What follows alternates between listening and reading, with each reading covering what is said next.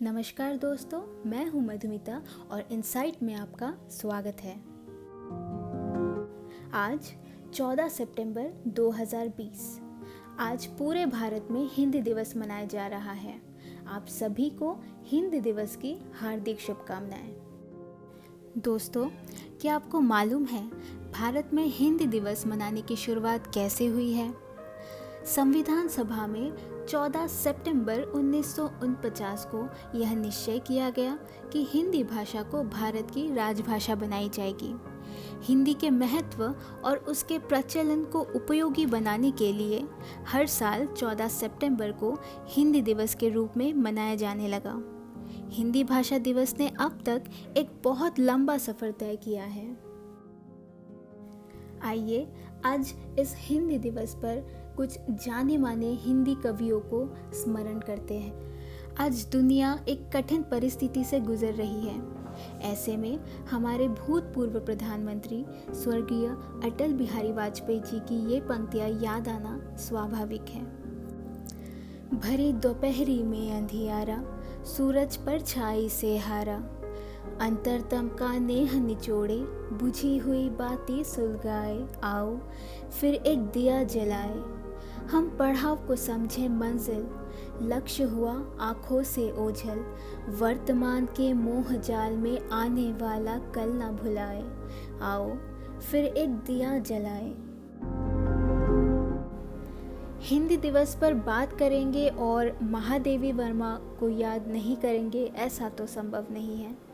उनकी वे मुस्कुराते फूल नहीं की कुछ पंक्तियाँ इस प्रकार है।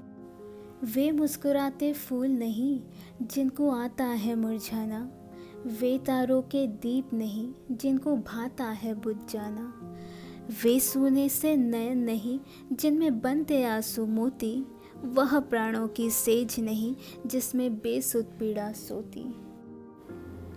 तार सप्तक तो आपने ज़रूर पढ़ी होगी, जिसमें अनेक कवियों की कविताएं हैं, जैसे गिरजा कुमार माथुर जी की दो पाठों की दुनिया।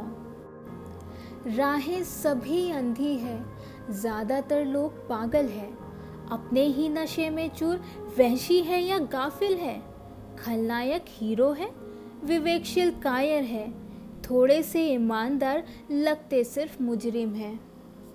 आइए अब संचयिता से रामधारी दिनकर जी की कुछ पंक्तियां पढ़ते हैं। उद्देश्य जन्म का नहीं, कीर्ति या धन है, सुख नहीं, धर्म भी नहीं, न तो दर्शन है, विज्ञान ज्ञान बल नहीं, न तो चिंतन है, जीवन का अंतिम ध्येय स्वयं जीवन है, सबसे स्वतंत्र यह रस जो अनध पिएगा, पूरा जीवन केवल वह वीर जिएगा।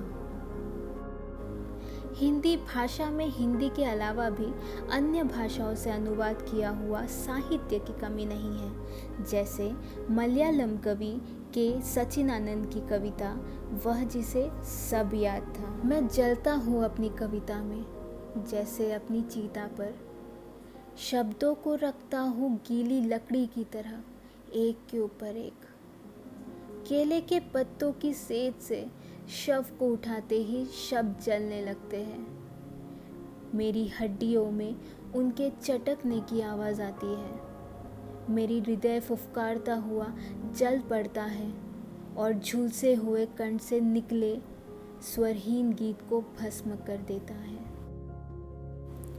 अंत में सबकी प्रिय कवियत्री सुभद्रा कुमारी चौहान जी की एक प्रसिद्ध कविता झांसी की रानी की 4 पंक्तियों के साथ आपसे विदा लेती हूँ। अगर आपको ये पसंद आया है तो आपका समर्थन चाहूँगी।